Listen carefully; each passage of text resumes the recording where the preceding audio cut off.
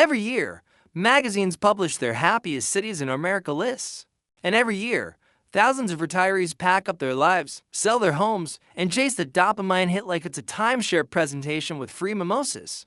They're promised sunshine, community, and the vague sensation of finally living their best life. But here's the thing. 6 months later, the smile fades.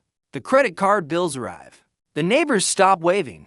And suddenly, paradise feels a lot like a gilded cage with better branding. We're counting down the 10 happiest cities that will actually make you miserable.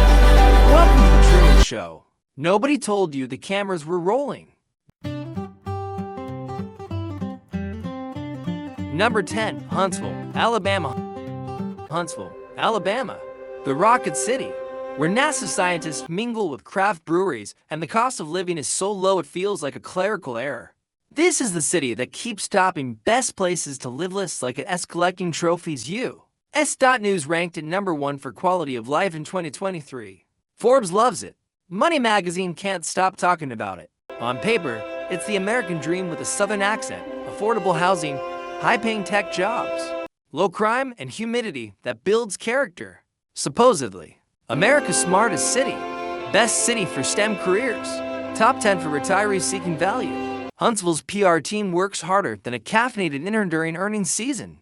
They'll tell you about the Space and Rocket Center, the burgeoning arts district, the farm-to-table restaurants that make you forget you're in Alabama. Sounds perfect, right? Here's what they don't print on the brochure. Huntsville is a city built for engineers, not retirees. The culture revolves around defense contractors and rocket fuel, not book clubs and scenic walks. If you're not solving equations or building satellites, you're invisible.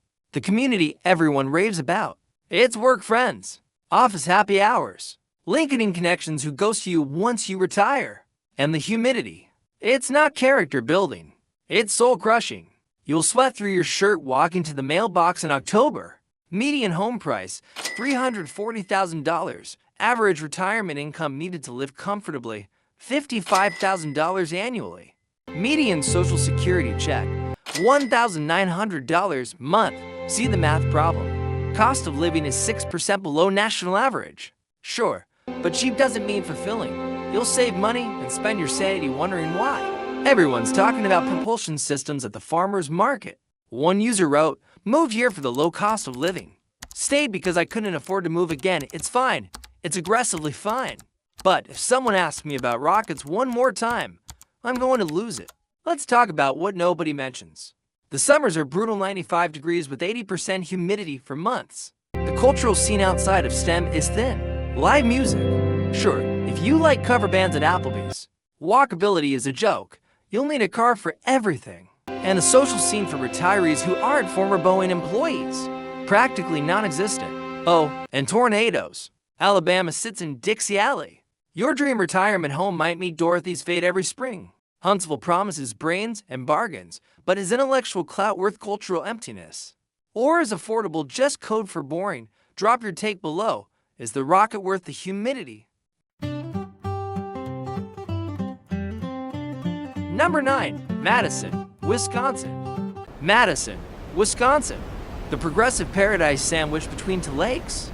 Consistently ranked among the happiest, healthiest, most educated cities in America. Livability scores through the roof. Farmers markets that politicians use for photo ops. Bike paths so pristine they make Portland jealous. It's a city that proves you can have craft beer and healthcare opinions. The university brings energy. The capital brings culture. And everyone's smiling. In July. Best quality of life. Happiest city in the Midwest.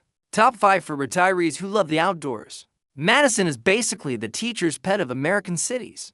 It wins every award, raises its hand first, and makes everyone else feel inadequate. Waltham adores it. AARP keeps putting it on covers. It's the city equivalent of someone who runs marathons and bakes sourdough. Here's the catch. Madison is only happy for months. From November to March, the city transforms into a frozen tundra of seasonal depression and aggressive alcohol consumption. Wisconsin has one of the highest rates of binge drinking in the country, and Madison leans into it like it's a personality trait. The vibrant community. It hibernates. The outdoor lifestyle. Buried under 3 feet of snow. And the cold isn't cute cold, it's white as my face hurt cold. Median home price for $125,000. Property taxes among the highest in the nation. Average heating bill in winter to $150 a month. Meanwhile, the median retirement income hovers around $48,000. You'll spend your pension keeping your pipes from freezing. Cost of living is 7% above national average and climbing. As one commenter put it, I moved here for the bike paths and stayed for the, well, I'm still trying to figure that out. By February, I was drinking brandy old-fashioned at 2 p.m. and calling it self-care. Let's be honest, Madison's happiness is seasonal. Vitamin D deficiency is a lifestyle here. The gray skies start in October and don't quit until May. The drinking culture isn't quirky, it's a coping mechanism. Good luck making friends if you don't drink. The entire social infrastructure revolves around bars. Also, traffic is somehow terrible for a city this size. And parking downtown costs more than your dignity. And if you're a retiree looking for diversity, Madison is 79% white. The progressive label comes with asterisks. Madison promises happiness between lakes. But can you survive 6 months of darkness and brandy? Or is this just seasonal depression with better branding? Would you freeze for quality of life? Sound off below.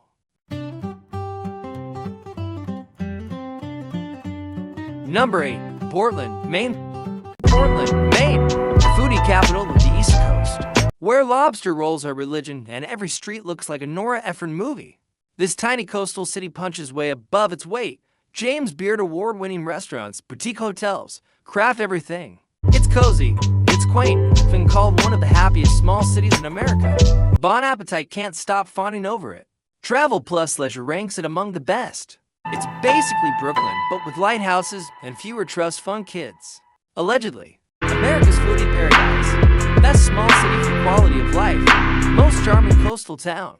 Portland's tourism board deserves a raise. They've convinced everyone that overpriced oysters and fog somehow equal happiness. The brochures show cobblestone streets, artisan cheese shops, and sunsets that look photoshopped. It's the ultimate cozy sell.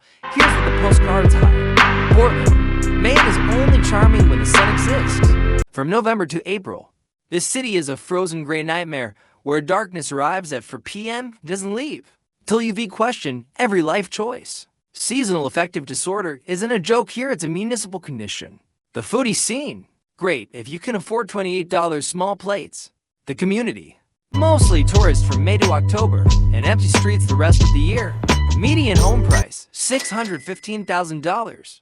Rent for a one-bedroom, $2,100 a month. Average retiree income, $52,000. Heating oil cost because yes, people still use oil for $100 a month in winter.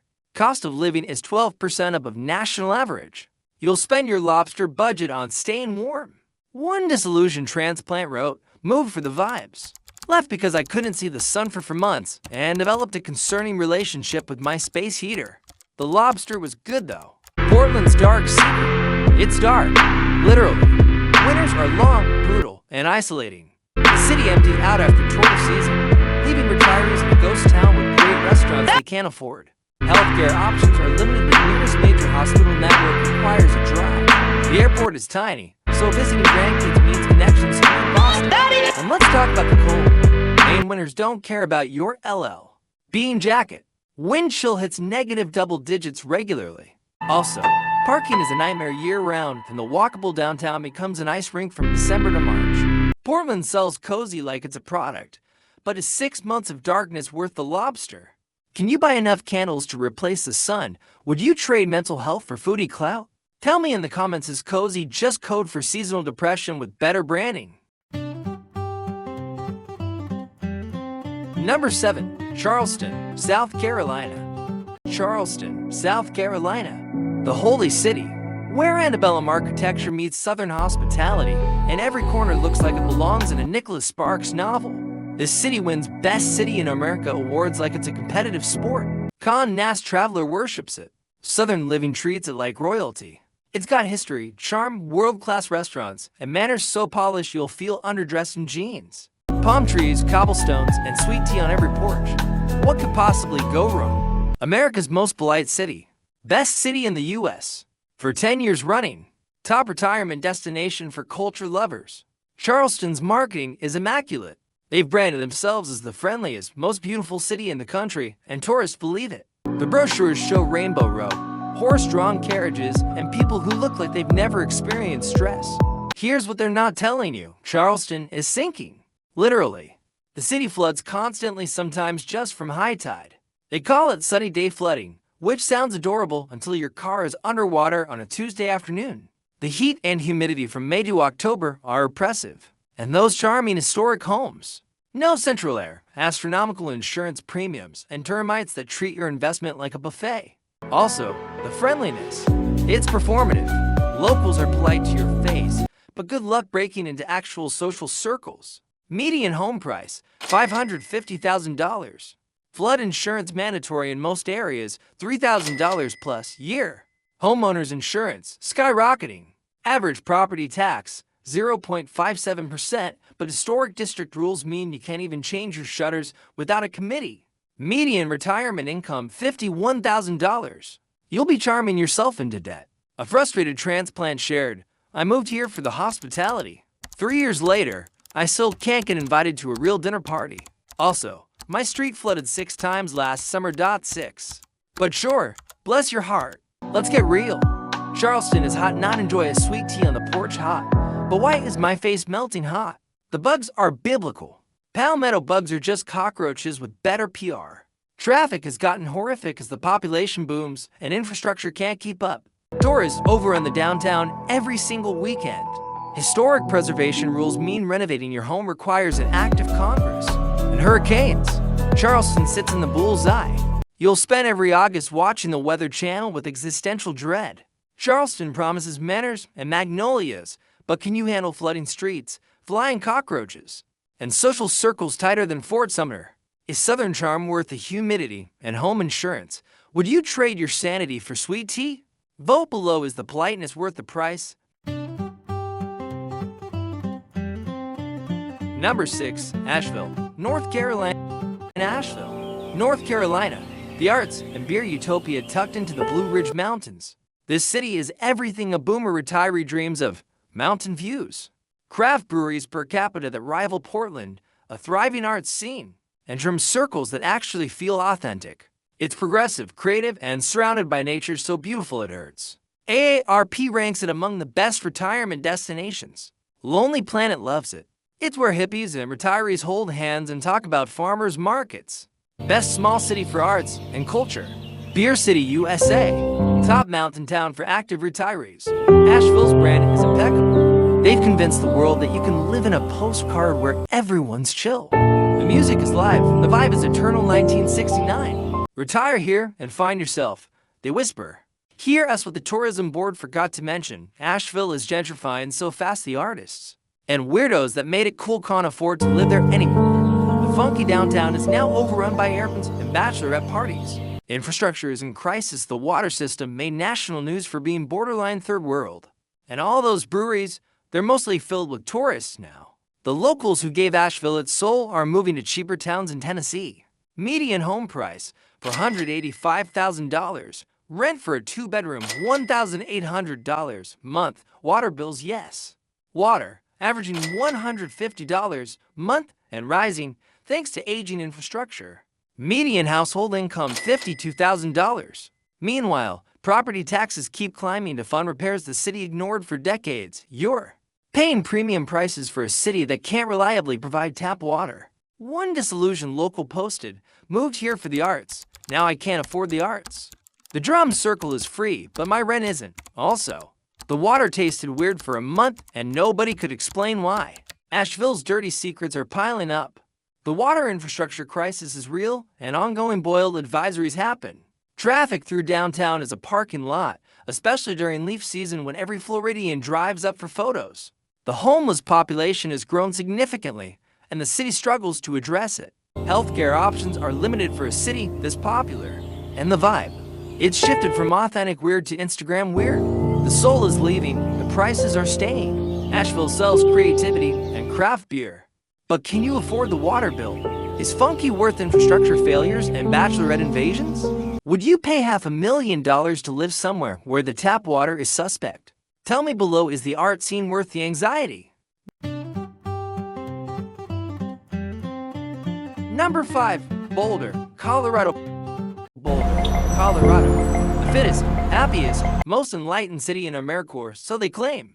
Nestled against the Flatirons, the city is a temple to outdoor worship. Hiking, biking, climbing, yoga at sunrise if it burns calories and sparks joy. Boulder has monetized it. Gallup ranks it among the happiest cities year after year. National Geographic calls it one of the healthiest places on Earth. It's where tech millionaires and triathlon coaches live side by side in sustainable harmony. The brochure practically glows. Happiest city in America. Fittest city in the U.S. Best place for active retirees. Boulder's marketing is aspirational to the point of intimidation. Move here, and you'll transform into a lean, mindful, trail-running version of yourself. You'll eat clean, think deep, and finally achieve that elusive wellness everyone's chasing. Here's the truth. Boulder is a playground for the wealthy, and if you're not a triathlete millionaire, you'll feel it every single day. The happiness here is exclusive, gated behind $2 million homes and $15 smoothies. The culture is aggressively fit. If you're not training for something, you're essentially invisible. There's an unspoken elitism that permeates everything. Don't have a six-figure income and a bloating. You're a visitor, not a resident. The community is competitive, not welcoming. Median home price, $1.2 million. Yes, million. Rent for a one-bedroom, $2,400 a month. Cost of living, 47% above national average. Average retirement income needed, $85,000 plus just to stay afloat. Meanwhile, the median Social Security check covers about half your monthly grocery bill. Happiness here has a covered charge. One on its poster wrote, "I moved here to get healthy. Now I just feel poor and out of shape. Everyone's running ultramarathons and I'm winded walking to the mailbox. Also, I can't afford anything. Literally anything." Boulder's cons are as steep as its trails. The cost of living is astronomical and getting worse. The housing market is impenetrable for anyone without generational wealth. The altitude affects more people than you'd expect. Headaches, fatigue, trouble sleeping. The wildfire smoke in summer now rivals LA smog. Traffic on Highway 36 into Denver is miserable. And the social scene, cliquey, wealthy, judgmental. If you don't fit the mold, rich, outdoorsy, you're an outsider.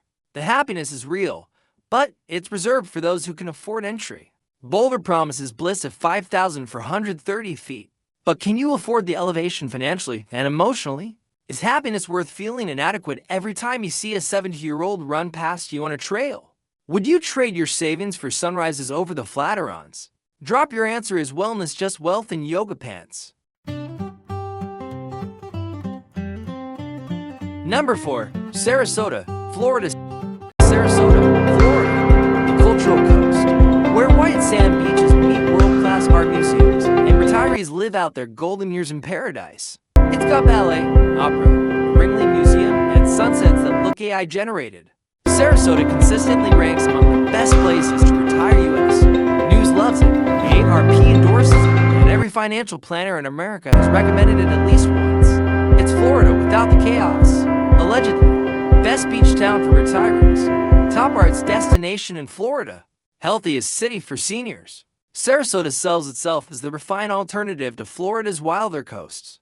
You'll sip wine at gallery openings, walk the beach at sunset, and finally live that sophisticated retirement you deserve. Here's what the glossy brochures omit. Sarasota's traffic has become soul-crushing.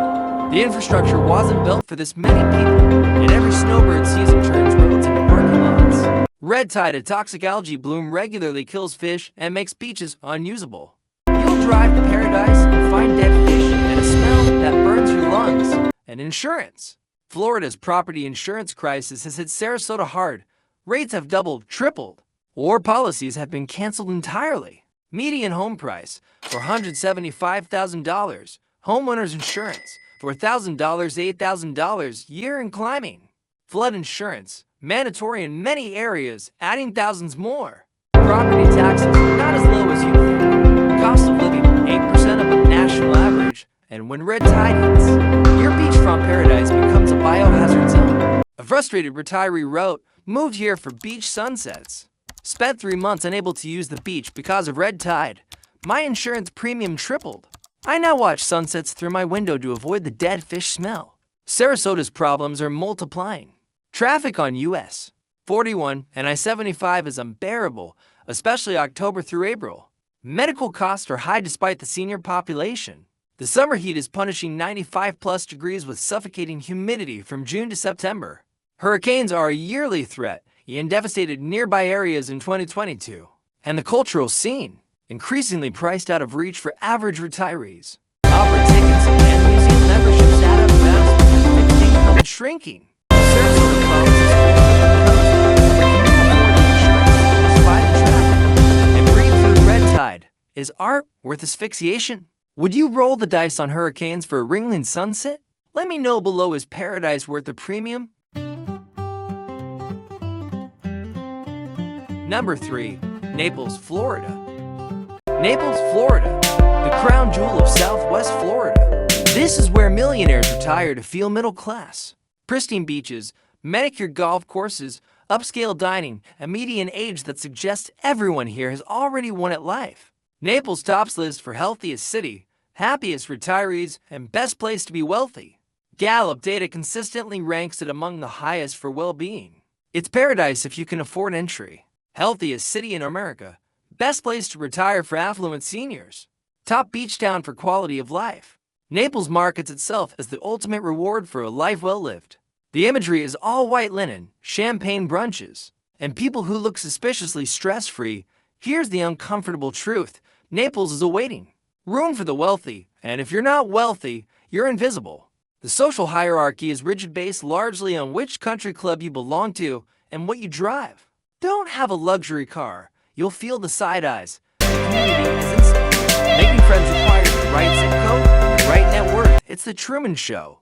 But everyone's acting richer than they are. Median home price, $775,000. And that's for something modest. Luxury homes start at $2 million. Country club memberships, $50,000, $150,000 initiation fees, plus monthly dues. Homeowners insurance, $6, $12,000 year and rising. Property taxes, HOA fees, and the general cost of keeping up drain. Retirement accounts fast. One brutally honest poster said, "I moved to Naples thinking I'd made it. Turns out, I'm the poorest person at every dinner party. My neighbor has a yacht. I have a Camry. We don't talk." Naples has problems money can't fix. Hurricane Ian devastated the area in 2022, and the threat looms every season. Insurance has become nearly impossible to afford or even find. The wealth bubble creates a strange culture of performance. Everyone's pretending, and genuine connection is rare. Traffic during season is gridlocked. Summer is brutally hot and empty. Everyone who can afford to leaves. And the loneliness of not fitting in financially is real and underreported. Naples promises health and happiness for the wealthy. But what if you're not wealthy? Is happiness worth performing affluence you don't have? Would you fake it to make it in paradise? Tell me below, is the Ferrari line street worth your self-esteem? Number 2. Honolulu, Hawaii. Honolulu, Hawaii. Literal paradise. The word aloha exists here unironically. Turquoise waters, year-round warmth, plumeria-scented breezes, and a pace of life that says stress is just a mainland concept. Honolulu consistently ranks among the happiest cities in America. Gallup data, well-being indices. You name it, life expectancy here is among the highest in the nation. It's the dream, the ultimate escape, the retirement fantasy given a zip code, paradise found, happiest state in America, best quality of life in the U.S. Hawaii's tourism machine is undefeated. Every image is a sunset. Every testimonial is from someone who found themselves. Move here, and you'll finally achieve that peace you've been chasing your whole life. Here's what the luau brochures don't mention. Island fever is real, and it hits hard. The isolation means 2,500 miles from the nearest continent becomes suffocating. Everything costs more because everything is shipped. The locals? They have every reason to resent the influx of mainlanders who'll be driven up housing costs and displace native Hawaiians from their own land. You're not just moving to paradise. You're participating in a system that's actively harming the people who were there first. That guilt doesn't wash off in the ocean. Median home price, $1.1 million. Rent for a one-bedroom, $2,300 month. Gallon of milk, $8, $9. Electricity, highest in the nation. Cost of living, 80% of the national average. Your retirement income will evaporate like morning mist on Waikiki. One One regretful transplant confessed, moved here for paradise. Now I can't afford groceries and feel guilty every time a local gives me the side eye. The beach is beautiful. My bank account is not. I'm moving back in 6 months. Honolulu's problems are paradise-sized. Homelessness is a crisis, highly visible and deeply tragic. Traffic on beach healthcare options are limited. Specialists often require flights to the mainland.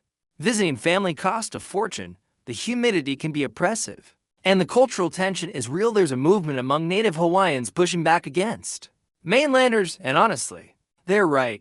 The aloha spirit doesn't apply to people colonizing housing markets and pricing out locals. Honolulu offers paradise at a price financial and ethical. Can you afford $9 milk? Can you live with contributing to displacement? Is a sunset worth the guilt and the grocery bill? Sound off below. Is paradise worth your conscience? Number 1. San Luis Obispo, California. San Luis Obispo, California. The place Oprah herself called the happiest place in America, SLO, as locals call it, has become the mecca of good vibes. Perfect weather 315 days a year. Rolling hills, wineries, farmers markets that look staged for Instagram. It's got a walkable downtown, a Thursday night tradition of community celebration, and a general aura that suggests stress is illegal here. National Geographic studied it. Psychologists analyzed it. Everyone agrees. This is the happiest place in America, the happiest city in America. Best town for well-being, California's hidden paradise. SLO's reputation is unimpeachable. The brochures practically vibrate with joy. Move here, and you'll become one of those people who meditates without an app and genuinely enjoys mornings. Hear us what Oprah didn't tell you. San Luis Obispo is only happy if you're rich. The median home price is over $1 million and it's climbing. The happiness they measure. If wealthy people with no financial stress reporting that life is good, shocking. For everyone else, SLO is a beautiful place to feel inadequate. The community is increasingly divided between those who can afford paradise and those who serve them. The toxic positivity is suffocating. Everyone performs happiness so aggressively that admitting you're struggling feels like a crime. Median home price, $1.05 million. Rent for a 2-bedroom, $3,100 month. Cost of living, 51% above national average. Average retirement income needed, $90,000 plus to live comfortably. And that's just to cover basics. Forget about the wine-tasting lifestyle they sell. Happiness is expensive, specifically. It costs about $1 million plus monthly dues. One honest resident wrote, "I moved here because Oprah told me I'd be happy. I was, until I saw my rent. Now I'm happy and broke. The vibes are immaculate. My credit score is not. Leaving in April." SLO's problems are hidden behind the smiles. Housing costs have pushed out middle-class families and young people. The workforce, teachers, nurses, service workers can't afford to live in the city they serve. Traffic on Highway 101 through town is increasingly frustrating. The drought means water restrictions and rising utility bills, and the happiness data, it's skewed toward retirees. With investment portfolios, if you're living on Social Security alone, you'll be happy in theory and struggling in practice. The vibe is relentlessly positive, which sounds great until you realize nobody acknowledges problems.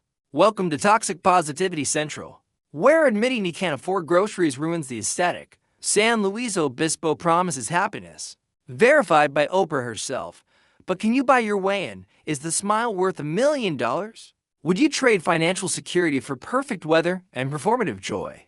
Tell me below, is the happiest place in America only happy for the wealthy? So there you have it.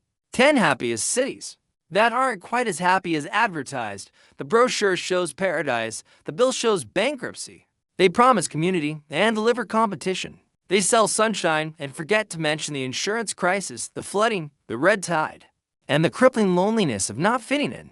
Happiness in America isn't a place, it's a price tag. And if you can't afford it, you're just a tourist in someone else's dream.